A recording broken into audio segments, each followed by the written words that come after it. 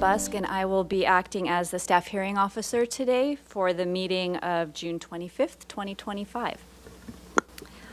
Let's start off with preliminary matters. Are there any requests for continuances, withdrawals, postponements, or ex-agenda items?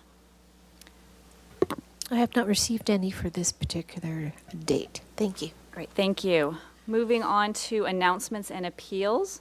I don't have anything to announce, and not aware that we've received any appeals. No, I'm checking Zoom, and I have not received any announcements or appeals. Thank you. Great, thank you. So now we'll move on to public comments pertaining to items not on today's agenda. Is there anyone in the audience that would like to speak on items not on today's agenda?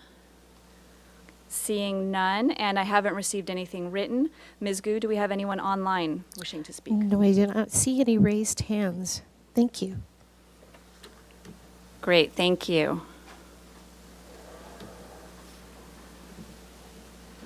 Okay, now we will move on to projects on today's agenda. The first item, 2A, is 1533 State Street. The 18,879 square foot site is currently developed with 2 one-story commercial buildings and a parking lot. The proposed project involves demolition of all existing site improvements and construction of a new 4-story mixed-use development comprised of 27 units under the city's average unit size density incentive program, with an average unit size of 782 square feet. The first floor of the development includes a 4,500 square foot commercial space, on-grade parking garage, residential office, lobby, yoga studio, and residential amenity space. The project includes a basement level parking garage for the residential units, a bicycle storage room, and residential storage room. The discretionary application required at this hearing under the purview of the Staff Hearing Officer is an open yard modification to provide 2,314 square feet of open yard rather than the required 2,832 square feet of open yard. Staff has determined that the project qualifies for an exemption from further environmental review under CEQA Guidelines Section 15332, Infill Development Projects. Oops. And with that, I will turn it over to Ms. Plummer for the staff presentation. Thank you, Mr. Busk. I'm Pilar Plummer, Associate Planner with the City of Santa Barbara Planning and Zoning Division. And Ms. Gu, can you switch the screen, please? Thank you. So the purpose of this hearing, as you noted in the project description, is to review an open yard modification associated with a new mixed-use development proposed on the corner of State and Arriaga Street.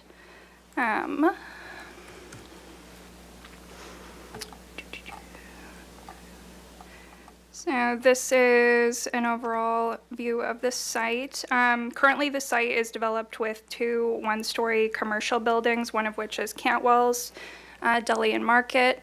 The overall project involves construction primarily at the lower floor for a commercial space that's 4,500 square feet, as well as some residential amenity areas, including a yoga room and then a general amenity space here. Also on the ground level of the project is commercial parking. So in general, this site, it's located in the commercial general zone. It's also in the priority housing overlay. And utilizing the average unit size density incentive program, the project is proposing to do 27 units, 3 of which are going to be moderate income housing units as required under our inclusionary requirements for AUD. The project site is also in the central business district. So while vehicle parking is required for the commercial space and they are providing 9 spaces as required for that use, there's no requirement for vehicle parking. The applicant has opted to provide a vehicle parking for the 27 residential units. And as you noted, that is on the basement level of the project. So that is an amenity for the residential units on site. Other items to note, off the commercial space, there is this covered colonnade area, which is a aesthetic benefit to the State Street frontage. There's also this nice plaza area here.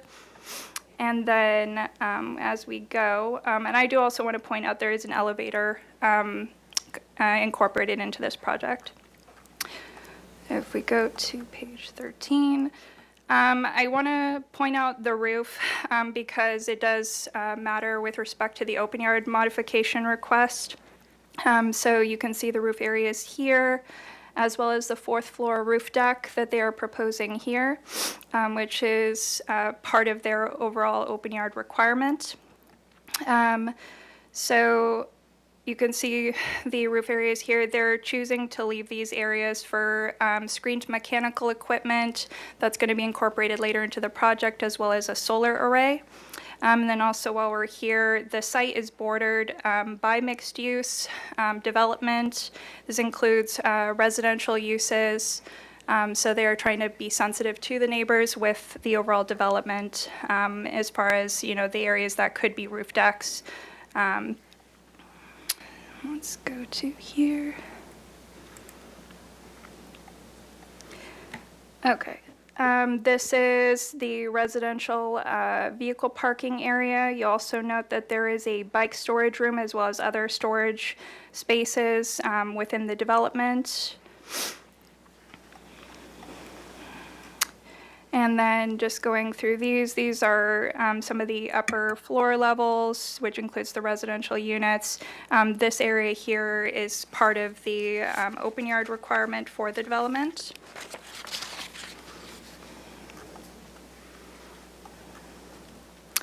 And then again, this area is part of the open yard requirement. Based on the 15% of open yard that's required under the AUD incentives for this project is 2,832 square feet. They're opting to provide 2,314 square feet. And those areas are, again, this upper story roof deck, as well as this area here. When we were going through the initial review, they did have some areas located on the first floor that were shown, including this part here, as well as the frontage that is the entrance to the commercial area, but those portions of the development don't qualify as open yard. The applicant did study alternative ways to address open yard. You can, under the AUD program, have roof decks as part of your open yard requirement, but again, they are trying to be sensitive to neighbors. Other items that they wanted to address were, if you could expand the second floor courtyard, that could push some of the open yard area and development, mass size, bulk, and scale towards neighbors, and there was concern about that as it was going through the design review process, so they ultimately decided not to do that. And I do want to point out, so we have a few views of the site. I'm actually going to go through, let's see here. So here's some street elevations. This is the development across the street. This is the proposed development.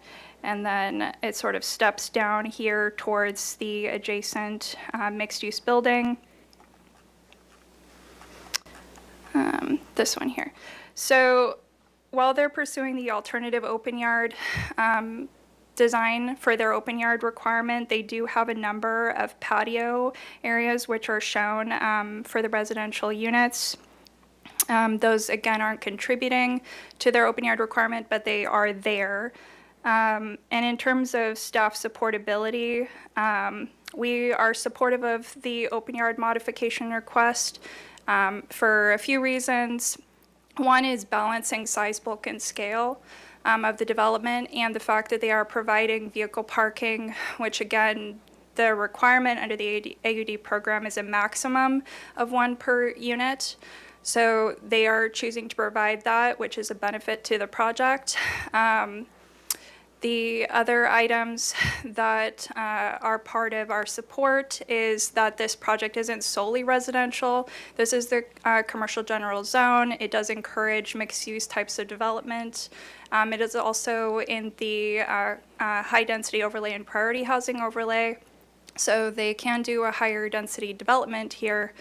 They are doing the 4,500 square foot commercial space at the ground level, which is a benefit to stay in Arriaga, particularly if it ends up being something like a grocery store or something like Cantwell's that's currently existing there now. And that they're also providing a lot of the area for commercial parking at the ground level. Another thing I want to point out, this is the general location of the site here. So Arriaga is here, State Street is here, and it is within close walking distance to parks. That's the closest park area here, so Alameda Park. It's also on State Street and, within a few blocks of downtown State Street. So there are amenity areas that a resident could access close to the development. In terms of environmental review for this project, we did require some technical studies. So there was an archaeological resources report that was prepared for the site. And staff is recommending a condition for limited archaeological monitoring. So I included that in the staff report. That report was also accepted by the HLC on June 4th. Additionally, we required environmental site assessment reports of phase 1 and of phase 2 to analyze the site because there was historically a laundry on the property. And ultimately, we are requiring 2 conditions for this project. One, given the age of the current buildings on site that are going to be demolished, they do have the potential of having lead or asbestos, so having a contractor that can handle those type of materials.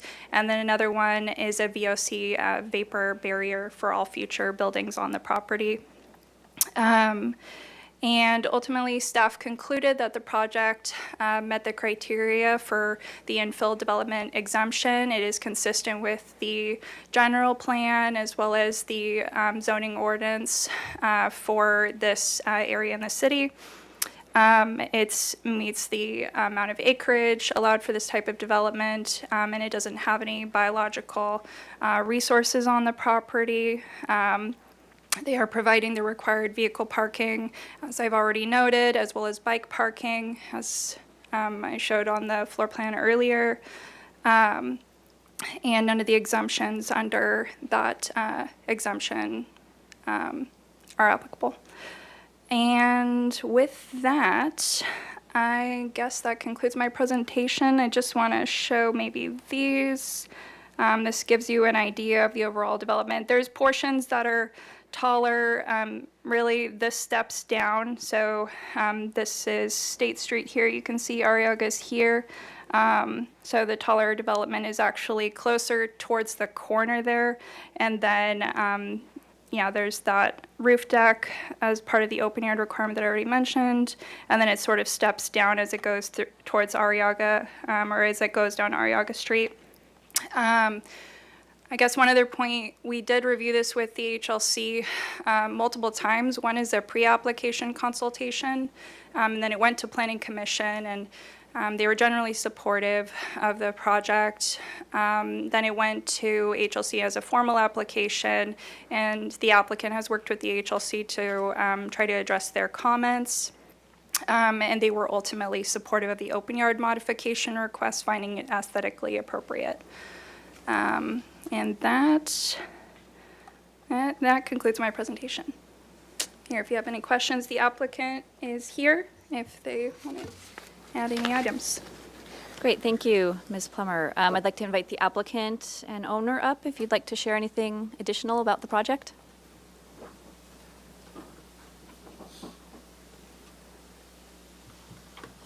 And can you please introduce yourselves for the record? Sure.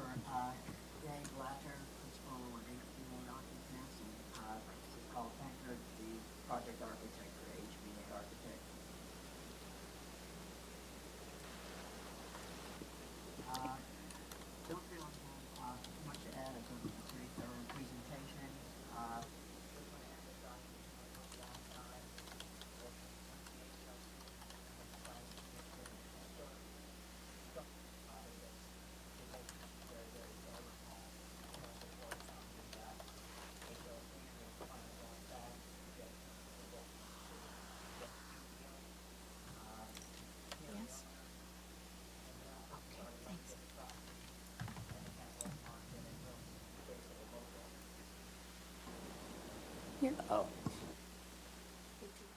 Sorry about that. This is really a case of, hopefully you can hear me close enough. It's a local business person or property owner looking to, enhance, the development of this property, something that helps meet the city's housing needs and also the city's robust support of local businesses. So this is a true mixed-use project. And that's all I have to add. Okay, thank you. I do have one question for you. Part of the modification requests identifies that you're providing a residential amenity space that's identified as the theater podcast room. So I was wondering if you could just give me a little more information on the intended use of that room and then also the room that's labeled yoga room. Yeah, sure. We're finding more and more with the current generation of apartment dwellers, there's a lot of independent podcasters, independent, people running their own businesses. So we're creating a flexible space, and we're finding this gets a lot of use on a lot of our housing projects, whether it's podcast or online social media content. So that's more of a flexible space that we think is a good amenity. The yoga studio is really to put an additional sort of recreational amenity space that can be flexible, whether it's fully used for yoga or exercise classes or things like that. So it's just a way to enhance, the resident, activity level, and also respond to what the market's looking for in terms of your current, apartment dweller. Okay, great, thank you. At this point, I'd like to open it up to public comment for anyone in the audience that would like to speak on this project.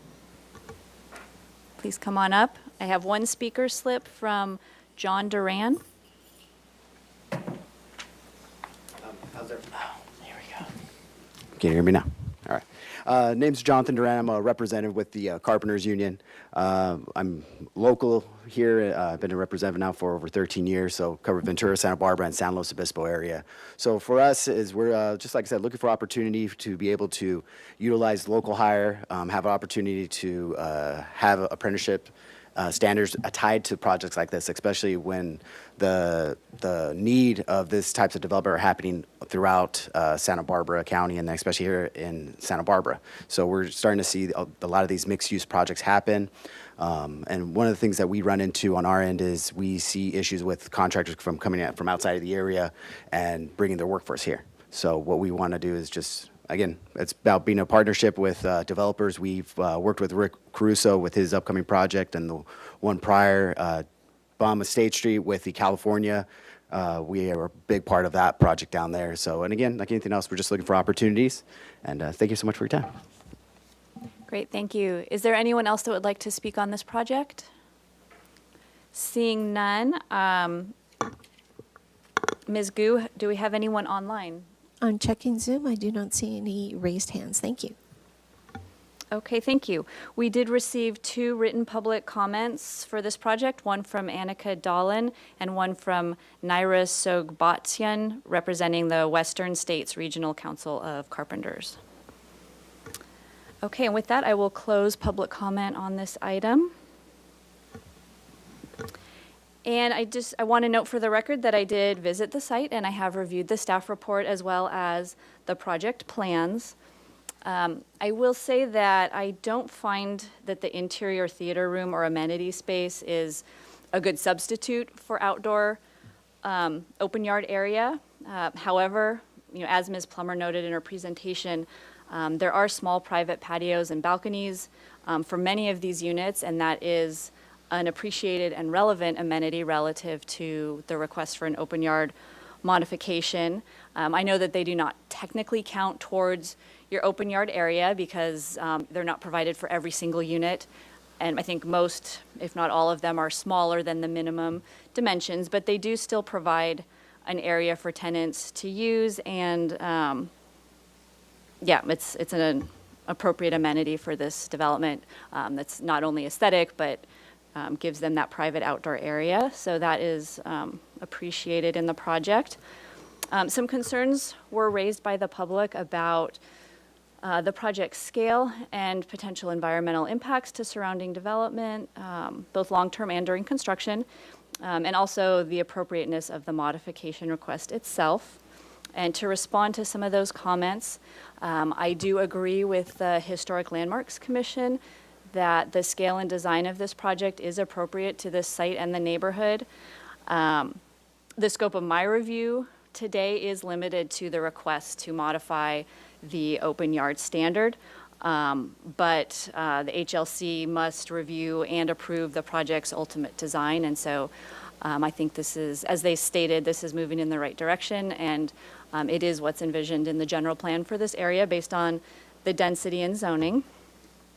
The key environmental issue areas have been addressed, as discussed by Ms. Plummer today and noted in the staff report. And while it is common to have short-term adverse impacts associated with construction, given the building size and construction scope, I do not think that they rise to a level of significance under CEQA. So therefore, I do agree that this mixed-use residential project qualifies for the infill exemption under CEQA guidelines section 15332. But having said that, I agree that construction puts a burden on surrounding development, and so I do think it's appropriate to add some conditions of approval to this project to help minimize some of those nuisance impacts related to short-term noise, dust, and traffic. So to kind of summarize, in this case, I am able to approve the open yard modification because I find it to be an appropriate improvement on the lot that provides adequate open yard area while also addressing the concerns related to massing, particularly adjacent to those residential units. And as I mentioned, I don't find the interior residential amenity spaces needed in order to justify this modification. I think allowing flexibility with that space is more important for the long-term success of the project. So I think that is up to you and HLC to work out how that fits into the project best, not only now, but in the future. So, yeah, this area is zoned general commercial, and this type of mixed-use project is definitely what was envisioned by the general plan. I also do appreciate that you're providing some residential parking, even though it's not required. I think it will be appropriate for this part of town and appreciated by future tenants. I also appreciate the corner plaza, which helps break up some of the massing. And also, even though they're required, this project does provide those 3 modern income units, which will be a benefit to the community. So with that, I do have some proposed changes to the draft findings and conditions that were listed in the staff report. And so I'll read those into the record, but I want to provide them to you so that you can take a look and make sure that they're acceptable to you, and you can let me know if you have any questions or concerns about them. So with regard to the environmental review finding, that remains the same, except that I would like to strike out the language that says, and the CEQA certificate of determination on file for this project. That's not something that we would have on file for this type of exemption. And then with regard to the open yard modification, I'm just going to read the proposed revised language. So I apologize, it's a little bit long. The mixed-use project is consistent with the purpose and intent of the CG zone, which is intended to provide a wide range of commercial uses, serving as the city's major retail, professional, and service zone, and allows for high-density residential use. The modification is necessary to secure an appropriate improvement on the property by providing desirable living conditions and a sense of openness, including 2 common outdoor areas with a total of 2,314 square feet of usable outdoor space that satisfies much of the open yard requirement while also addressing concerns related to massing, particularly adjacent to existing residential units. Additionally, more than half of the residential units have small private patios or balconies, which, although not technically included in the qualifying open yard area, provide additional outdoor living space for those units and may take some of the demand off the common outdoor areas. While alternative options to provide the remaining 518 square feet of open yard were explored, the modification in this case allows for a size, bulk, and scale of the development that is generally acceptable to the Historic Landmarks Commission, while providing 27 new residential units, including 3 moderate income units, and a large commercial space at the ground level, which is consistent with the intended use of the CG zone. The project site is also within walking distance of various parks, which provide alternative off-site locations for outdoor enjoyment. And then moving on to the conditions, I would like to delete proposed condition 1 regarding interior amenity space. I'd like to keep the prior condition 2 and 3, which would now become conditions 1 and 2. And then I would like to add 2 conditions that essentially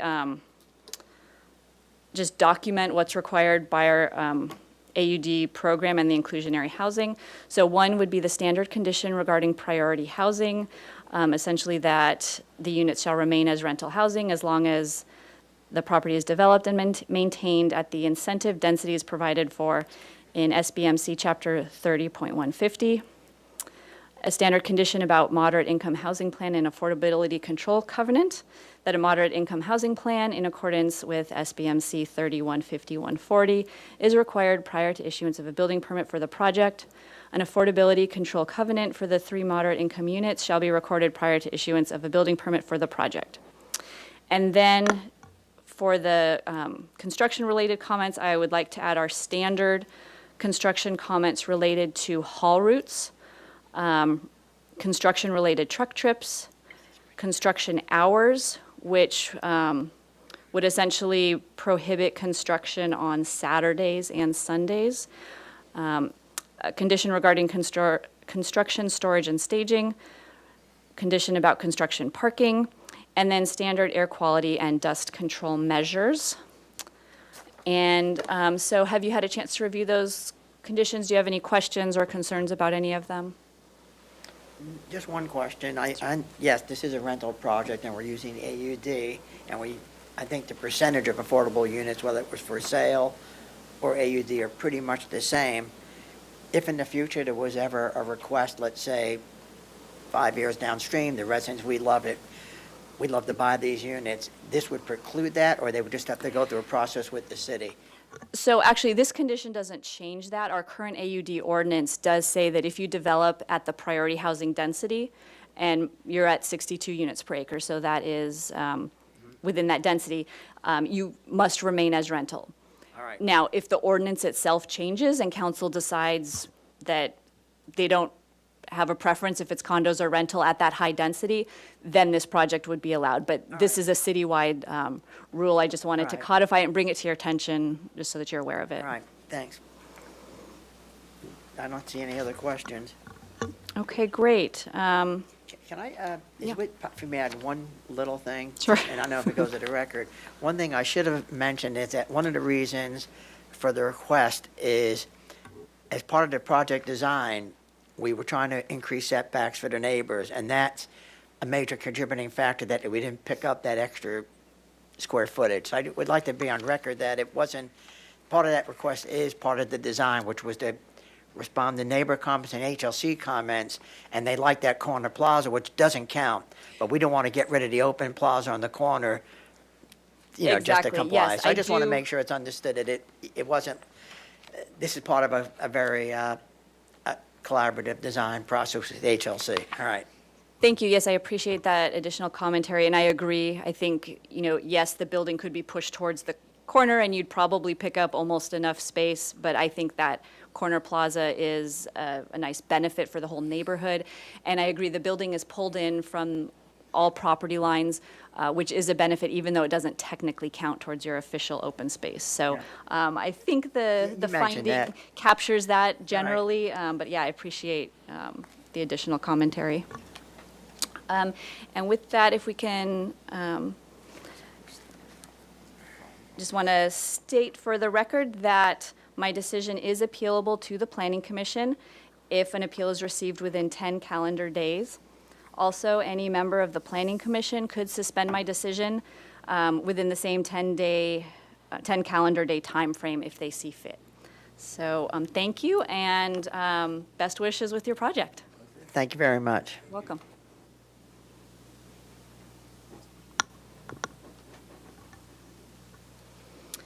Okay, now we will move on to item 2B at 1616 San Andreas Street. The 4,050 square foot site is currently developed with a 799 square foot one-story residence and a 381 square foot garage. The project consists of the addition of 210 square feet to the front of the residence. The total of 1,390 square feet is 63% of the maximum allowed floor-to-lot area ratio. The discretionary application required at this hearing under the purview of the staff hearing officer is an open yard modification to allow the non-conforming open yard to be reduced from 434 square feet to 319 square feet. Staff has determined that the project qualifies for an exemption from further environmental review under CEQA Guidelines Section 15301, Existing Facilities. Oh, and with that, I would like to turn it over to Ms. Broadison for a staff presentation. Thank you, Mr. Busk. Kelly Broadison with Community Development. Thank you for providing the project description. As you said, the project is, the applicants are requesting an open yard mod. This slide shows the area of the project site. It's on what's known as the west side of the city, on the corner of San Andreas and Mulberry, and it's, as you can see, it's kind of southwest of Highway 101. This is a slide showing the front of the house and the area of the proposed addition. And this slide shows the existing floor plan with the proposed floor plan.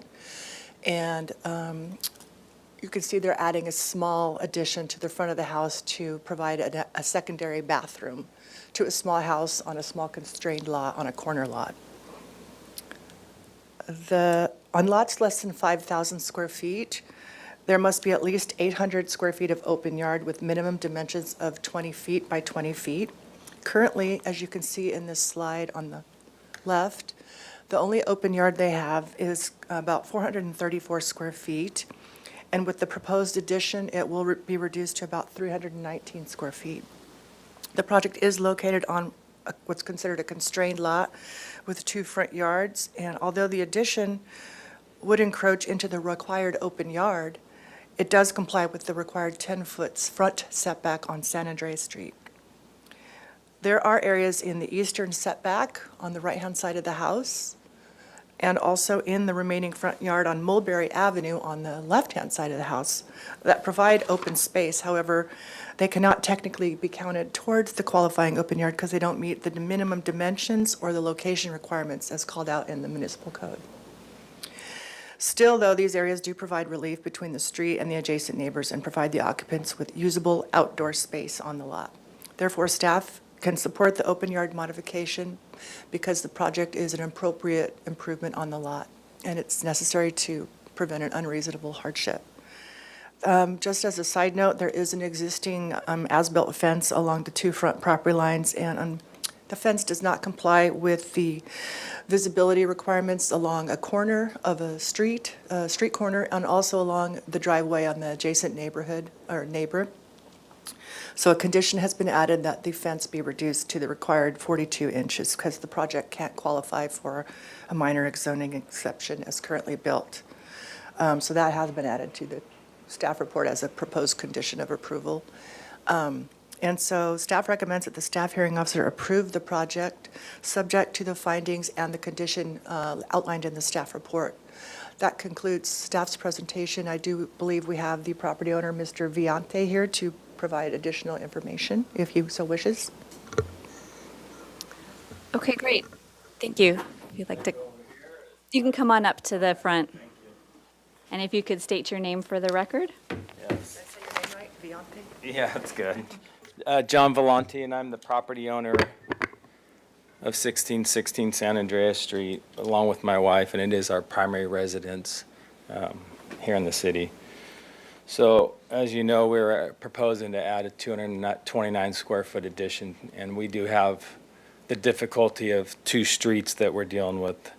As our planner said, we have Mulberry and San Andreas, and we've done an in-depth look into how can we do an addition and keep it within characteristic of the community and the neighborhood. We did entertain going to a second story, and our neighbor does have a second story, but nobody else around there does. And we felt that it would be a little bit out of characteristic and not what we're trying to achieve. We're just trying to add a little bit of space for us. As you know, the house is small. It was built, I think, in the 40s, if I recall correctly. And like the planner did say, it is pushed to the setback on the Mulberry side. Our proposal for our small addition is not to go into any setback, push it to the front setback on San Andreas, allowing us to do that small addition. And I think overall, we worked with Santa Barbara Design and Build to come up with I think the best way to describe it is, something that works for us and the community, and allow us to get a little more space and be more comfortable. We do love the area, the proximity to downtown. The west side is, great for us, and we just want to be able to stay there and make this our, future home, but allow it to function for our needs with one bedroom or bathroom, and that no closet space, as you know, in these small homes. It's just kind of, we're pushing the boundaries on the inside, as you can imagine. So I think our proposal is more than fair for the city, and we appreciate your guys' input on allowing us to present this and look at it for an open yard modification. Thank you for that. Actually, between the staff presentation and your comments, I don't think I have any questions. So I will officially open this up to public comment. I don't see anyone in the audience wishing to speak on this item, and I also did not receive any written correspondence. Ms. Gu, do we have anyone online? On checking Zoom, I do not see any raised hands for this project. Thank you. Okay, thank you. So with that, I will close public comment for this item.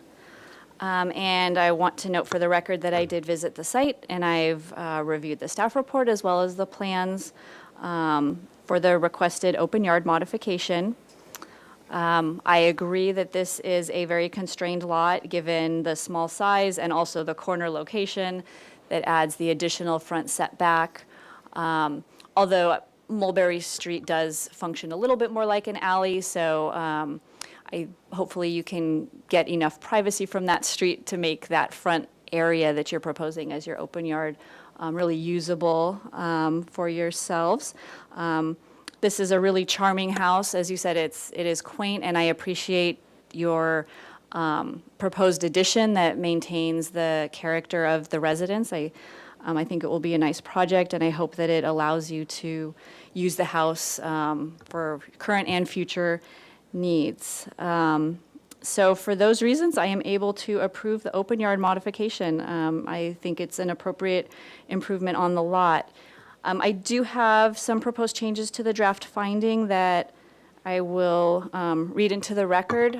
For environmental review, that finding would remain exactly as it stands, but for the open yard modification, I would like that to read that the project is consistent with the purpose and intent of the RM zone, which is intended to provide areas for a variety of housing types and, among other things, to preserve and protect the character of the city's residential neighborhoods and ensure adequate open space for each residence. The modification is an appropriate improvement on the lot because there is no alternate location to allow a modest addition to the small residence. Allowing the proposed addition at the front of the residence, which is a small addition that results in a modest house size and complements the existing architecture of the home while maintaining the single-story profile that is consistent with the neighborhood properties and meets the required setbacks, is an appropriate improvement on the lot, despite the fact that it reduces the existing non-conforming open yard area. The open yard modification is necessary to secure an appropriate improvement and prevent unreasonable hardship, given the small lot size, corner location, and existing development configuration. The project site is also within approximately 3 blocks of Bonet Park, which provides an additional off-site location for outdoor enjoyment. And the recommended condition of approval would apply as written. So thank you very much, and good luck with your project. I will note for the record that my decision is appealable to the Planning Commission if received within 10 calendar days. Also, any member of the Planning Commission could suspend my decision within the same 10 calendar day timeframe should they see fit. Thank you for your time. Thank you very much.